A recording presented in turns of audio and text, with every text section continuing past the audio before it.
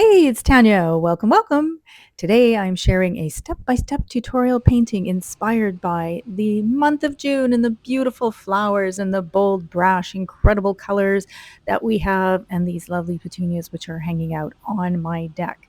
And what we're going to do is this piece right here, which is created with liquid watercolor, and then at the end, a little bit of gold gel pen, which is optional if you want to use it or not.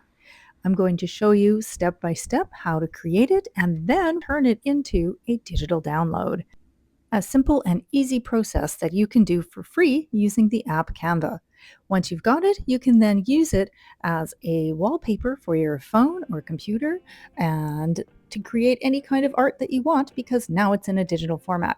Okay, this is going to be fun. Let's go. I'll be using my favorite brand, which is Ecoline Liquid Watercolor, but if you don't have these, you can use another brand or just plain old watercolors. It doesn't really matter. You're going to get a similar effect. These are some of the colors that I felt were kind of representing the flowers and that I'm going to play with a bit. And like I always say, grab yourself a brush that you don't have to worry about.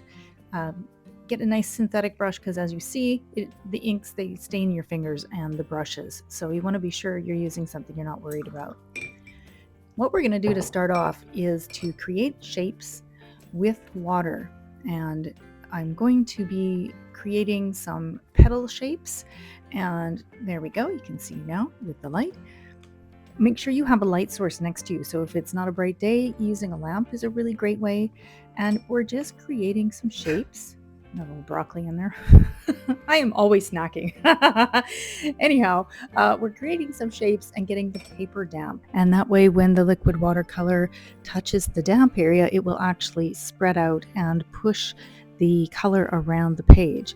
Now, I like to connect them at the very center, and that way we can put a drop of color at the center and it will spread out through all the different sections at the same time.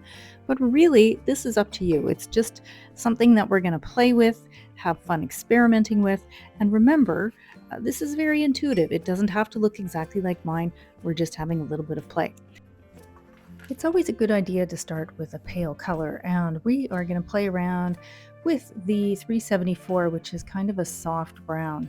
And this way it's going to show me where the petals are of the flower and give me an idea of how much the color is going to move around, what are the colors I want to play with, and the spread of each individual color. So you can see when I drop it down, it gives a beautiful spread and kind of moves into the water. Each color will do its own thing. And the beauty of this is when we start to add the colors together, how they move in the water, but also move with each other. Now, I always like to make a joke about yellows and how yellows tend to be like the schoolyard bully of the liquid watercolors, because when you put them down, they push everything else out of the way and just kind of take over. This is just my own silly observation. But as you begin to play with watercolor in a liquid format or the pan format, you will get to know them quite well and know what colors are going to push around and use that to your advantage and create some really interesting effects. Okay, let's add some color. 507 and 508 are these pretty blue and purple colors. Now you'll notice that on the palette I have things sort of mixed up. That's going to happen, so don't worry if your colors don't look exactly the same. We're just playing around. We're going to put some of this color into the center where there's quite a bit of water and watch as it begins to spread out and move and shift into different areas. Kind of want the focus to be a bit darker in the center to pull your eye into the middle, but also I like to put a bit on the ends of the flower and sometimes through the center. And you can see that I'm creating almost a ring-like effect. Now, it's visually not going to look like this. Everything's going to mix and spread, but for now we're just going to lay some colors out and play with it a little bit and let things begin to mix and do their wonderful magical alchemy that these liquid watercolors do.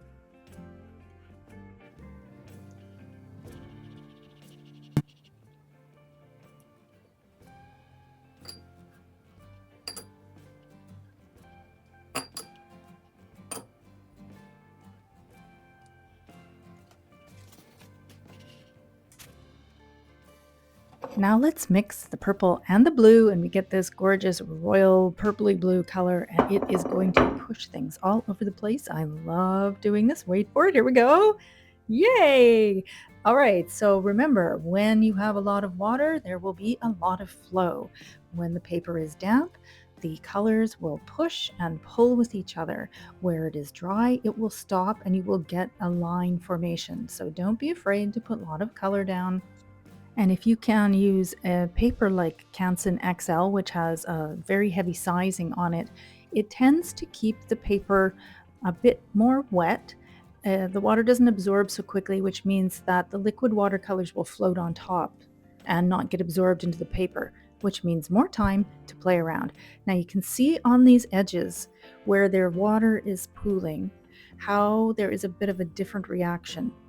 So it's all going to depend always on the color, the amount of water, and the play within the paper.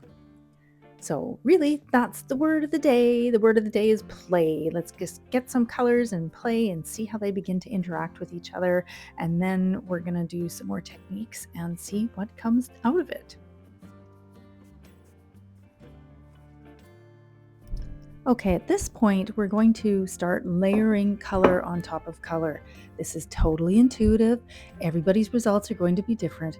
And the beautiful thing is, you never know what's going to happen. And that is part of why I love working with liquid watercolor. I mean, you have a general idea that you can layer, but you never know how the colors are going to interact. It's always so many variables involved. So let's just let ourselves play without any restrictions, without worrying about the outcome, and see what we get.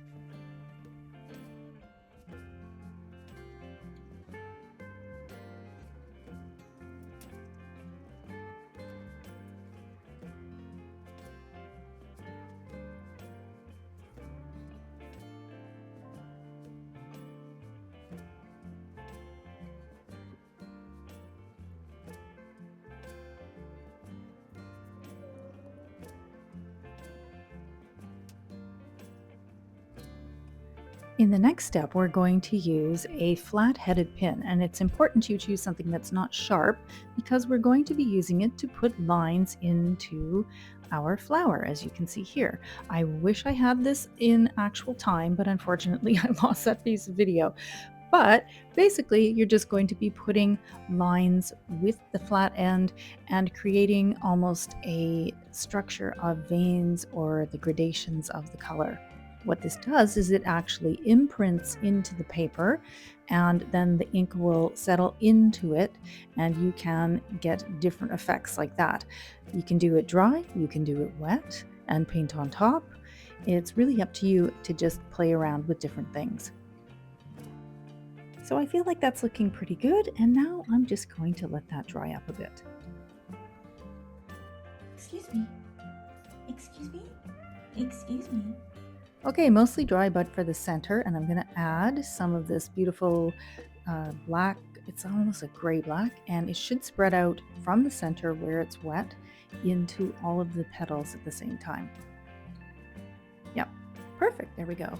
Now I want to continue on with that beautiful movement that was happening earlier, and so I'm going to use a brush and just flick the paint into the petal and then come in again after with the pin and create some more movement, some energy, some lines, just to give it a little bit more of a dynamic feeling. And again, continuing to layer to get rid of the flatness and draw the eye into the center. And there's that pin again. Make sure you don't use the sharp end and rip your paper.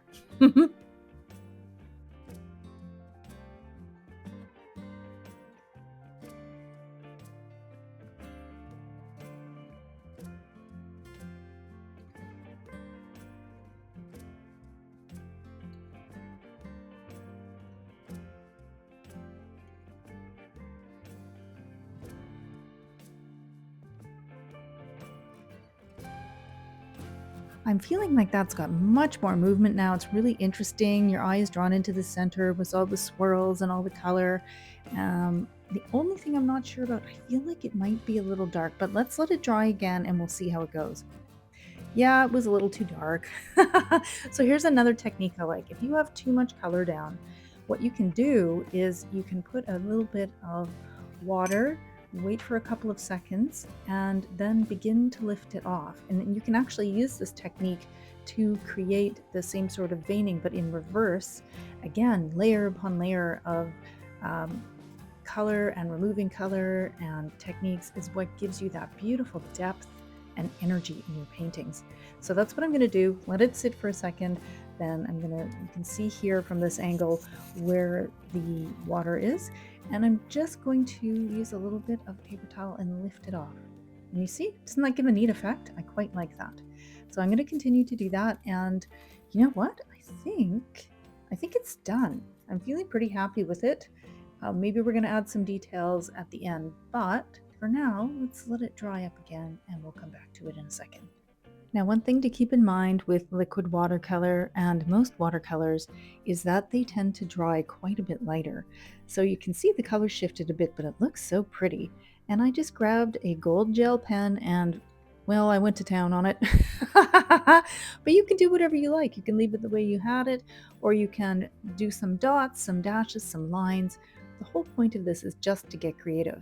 And now we have this beautiful piece of art and we're going to make it digital.